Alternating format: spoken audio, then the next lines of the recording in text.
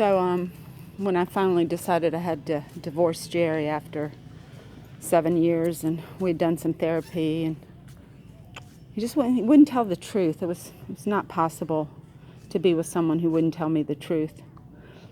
And I had to sell the horses. They were my pets. They weren't just horses, most of them. Thomas, especially, and Beauty, and Ivy, the little baby. Little Ivy. It's devastating. I mean, and I don't even think we talked about it that much. You know how family divorces are just so painful. We just did it. I did it. I sold them. And I got a good home for Thomas. And I had left Beauty with the Christian family thinking I could visit her. But they sold her, and they didn't tell me where. They didn't know where she went. So it's like I had read Black Beauty, and that's what it felt. It felt like they didn't get her a good home.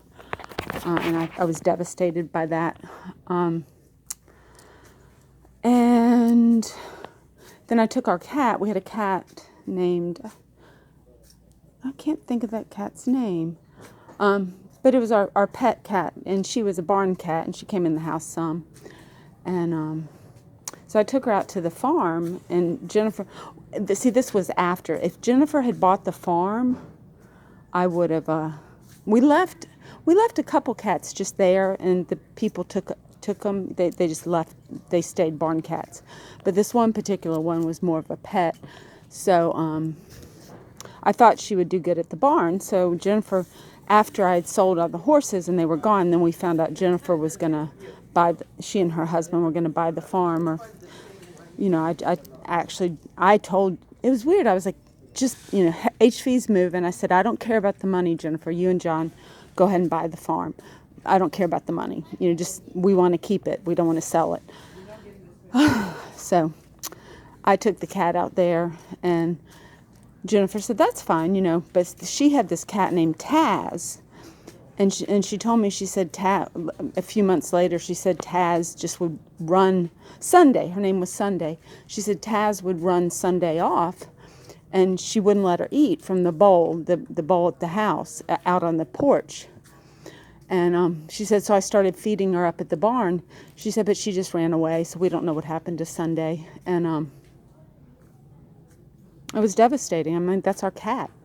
I'm not an indoor cat person per se. I don't like litter boxes, but I do like cats a lot. And so there, processing that pain of, you know, the stability of the house, which was already gone when I married Jerry, and I found out he was in credit card debt and didn't have the finances to buy a house, because I thought that was already taken care of. I thought, well, I won't have to worry about a place to live, but that had been a lie. And we actually did have to struggle. We took money out of his retirement, which you shouldn't have to do, because he needed a retirement. And so it was just all very stressful. And my kids don't really understand what stress I was under. Because number one, he didn't tell me the truth, so I didn't know what the sense of it all was. And, you know, so anyway, but it was tough, very tough. And, you know, I saw Kent. I went back and saw Kent, and I thought he would be married. I hadn't seen him in like almost 12 years. But he was not. And I asked him, we went in the office, I said, did you ever marry? And he looked at me, he said, no, I'm nothing. So I think he liked me, but he had leukemia. And I went off to Richmond to start my career as an artist. And I did what I did, and I didn't know what I was going to do, but I knew, and I set to making paintings and things like that. And I had a little bit of a terrible manic attack. When he told me he had leukemia, I just went to bed for 3 days. I couldn't get out of bed. And he called Jerry, and he said, what is she doing? And Jerry said, well, she's making art. And I had sent him my heart. I had a scientific drawing of a heart, and I'd mailed it to him with his letter, because he had written me a letter, typed out a letter and signed it about how he couldn't keep a professional distance. But I mailed it right back. I didn't think. I just mailed it back to him with the drawing of a heart. It was too much. I couldn't do it.